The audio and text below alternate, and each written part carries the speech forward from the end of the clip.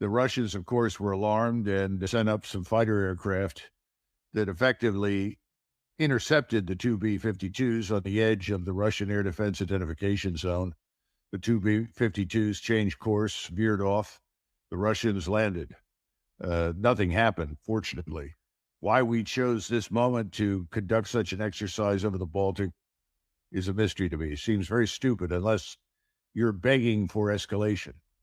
You said they're B-52s. These are, my late understanding, these are humongous, aren't they? They can carry almost anything. Well, sure. They're long-range bombers, and they can launch cruise missiles from any location at a target that may be 100, 200 miles away. Again, why did they feel the necessity to do this in close proximity to Russia, right over the Baltic Sea, is beyond me. I don't understand it. I mean, if we think... You said they were practicing. Surely they weren't shooting anything. The practice... No. This was... something short of that. Yeah, I'm told this was a practice run for the release of cruise missiles in the event of conflict. That's about it. I just question the wisdom of doing it when they did it and where they did it. As we speak, President Xi of China is visiting President Putin in Moscow. President Xi very publicly suggested in the physical presence of President Putin that there be a ceasefire between Russia and Ukraine. Now, I can't imagine Xi, who's the ultimate diplomat, would have made such an offering without President Putin's face, without President Putin knowing it was going to happen. Within a couple of minutes of this came the American response. Hang on to your seat, Colonel. Here's Admiral Kirby. We'd be concerned if coming out of this meeting, there was some sort of call for a ceasefire. Because right now, while ceasefire sounds good, it actually ratifies Russia's gains on the ground. It actually serves Russia's purpose for a ceasefire to basically call a stop right now without any acknowledgement that Russia's illegally inside Ukraine. So United States will be against the ceasefire because this principal issue or because it was proposed by China? I think I've been very clear. It's about the principle of a ceasefire called for right now, which would essentially just ratify Russia's gains. Never mind all the bloodshed it would stop, Admiral Kirby. Never mind all the bleeding of cash and military equipment it would stop, Admiral Kirby. God forbid President Putin should smile over it. What did you think, Colonel? When a great power like China offers anything resembling a peace plan that involves a ceasefire, our response should be, we're taking it on board, and we're going to examine it, and we will respond after we've had a chance to examine it thoroughly. That's what a good diplomat would say. We have taken the position that the only arbiter in this operation is us. In other words, we're the only ones that can accept or reject any peace plan or ceasefire for Ukraine, which is utterly nonsensical. But this is what we've taken as a position from the very beginning, Judge. Is this a manifestation of American exceptionalism, that everything that happens everywhere in the world has to be approved by us?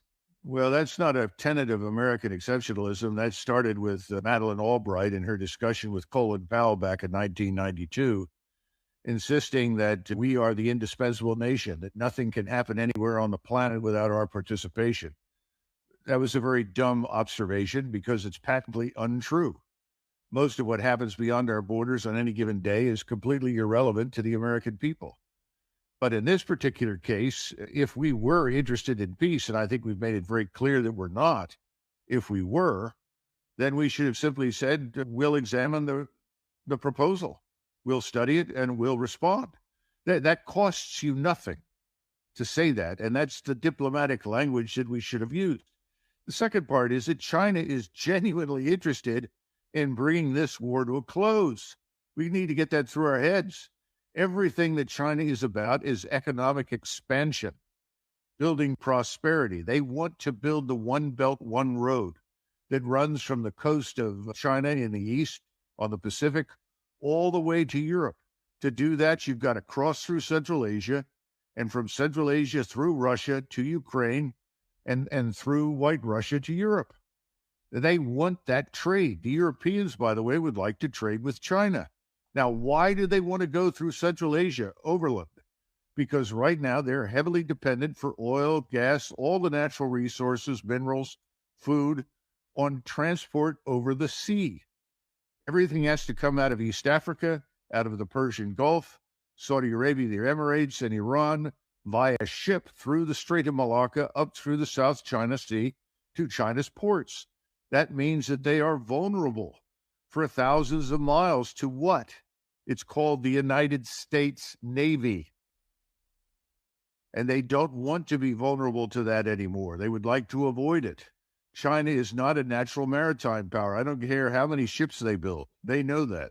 So I'm going to conclude that Admiral Kirby, John Kirby, former admiral, who must understand what you just articulated, Colonel, is just a mouthpiece saying what his bosses in the Pentagon or the State Department, I don't remember even who his bosses are. He works for the National Security Council, so I guess he works for Jake Sullivan. But what his bosses want him to say, which is the station of this Joe Biden bellicosity. Oh, of course. I think that's universally true. In fact, right now, I think you can say it applies to virtually all the retired 4 stars and 3 stars and the active duty 4 stars and 3 stars. I don't know of anybody who has voiced privately or publicly any opposition to the dumb policies. Now, I may be wrong and something has happened behind closed doors. I hope so. But no, I think that's true. A little while ago, I don't know how President Putin knows this. I don't think the British announced it. I guess Russian intel told him.